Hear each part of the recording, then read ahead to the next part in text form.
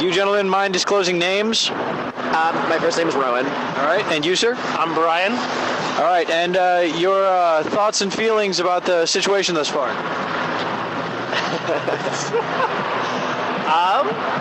Well, I mean, I decided to be here because I wanted to support this community in practicing their rights and making sure that they did reasonable and safe things so that they could continue this really great process and uphold into this movement. Absolutely. I'm just really excited because I feel like this has been needing to happen for the last 30 years. Yeah.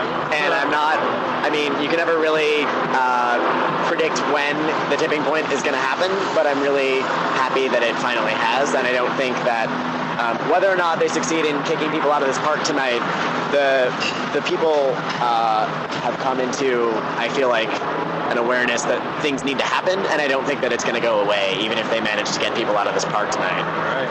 So, what would you gentlemen like to see personally come of this movement? It's kind of hard to say. I mean, one of the things that I've been doing is working with a lot of different committees within Occupy and trying to bridge the so-called Occupy movement with community organizations and unions and student groups and whatnot, so that they can help inform what takes place here and that we can really build a strong people's social movements. I think we need to have a serious conversation about the fact that capitalism isn't working, and I think that's finally happening. And on the rest of the world, especially the global South, has been experiencing capitalism not working, and particularly environmental destruction as a result of that for a long time.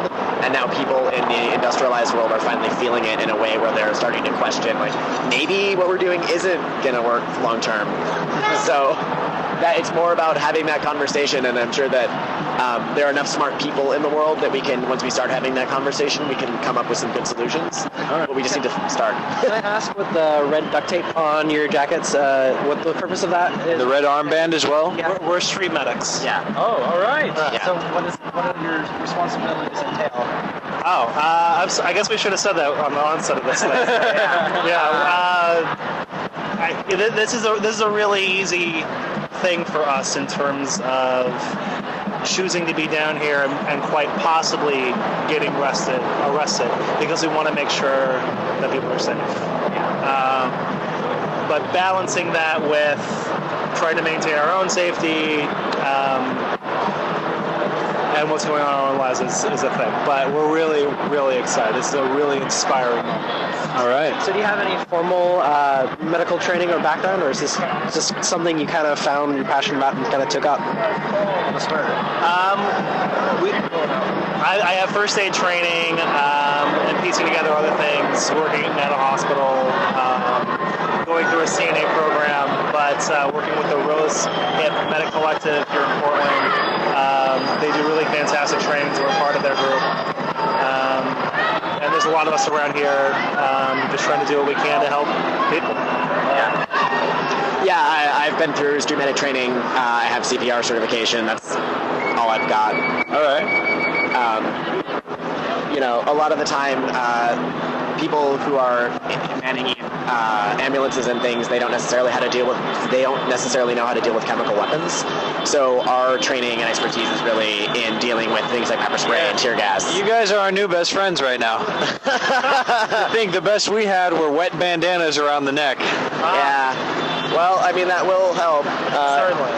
I heard the apple cider vinegar thing is kind of a myth, but the bandana itself will help. Yeah. And if it's damp, it will help. So we tried to maintain as heavy cover as possible. We're all wearing multiple layers. My friend here's got a trench coat that covers a large portion of his body. So we're hoping for minimal to no exposure, but you can never tell with these things. So the best thing, most of what we end up treating usually is hypothermia and things of like exposure more than. I'm hoping there won't be any blunt trauma or any other like taser or tear gas related injuries, but usually it's just people have been out too long, they haven't been keeping warm, they haven't been keeping dry, they haven't been keeping hydrated, they haven't been eating. So that's really what we watch out for more than anything else, is like handing out food. And we don't intervene in a way that's above our training. Right. So like we're not doing we're not sewing people up or anything like that. Right. It's handing out water. Hopefully you shouldn't have to. Yeah. Yeah. Well, that's when you put someone in a car and they drive to the hospital. Exactly. What's the worst thing you've encountered or seen, like in your time here at the Occupy movement, that you've had to deal with, as far as medically speaking? I think one thing that I was able to get permission to talk about from a patient was hypothermia, along with some open blisters, spider bites, and just the occupitis, as some people would call it.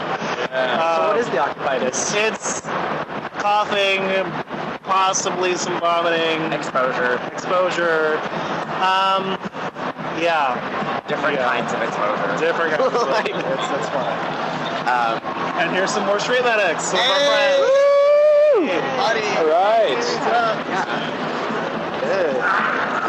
These folks are, I guess. Howdy, folks. My name is Zach. We're part of an independent recording faction. We're based down in Salem, Oregon, basically going around interviewing people here, trying to get thoughts, feelings, concerns regarding the movement. Hi, Zach. Independent reporting right here. So, do you guys mind if maybe we ask you a few questions? And I'm not super interested in answering questions. okay. Thanks for asking. You sure? No? All right. So, if you guys don't mind wrapping up, any hopes, fears, or concerns regarding the condition of things thus far? Hope, fears, or concerns? Yeah. Hope, fears, and concerns. That's wow. Okay. Well, I mean, it is. I mean, the thing of it is, hey, give an interview.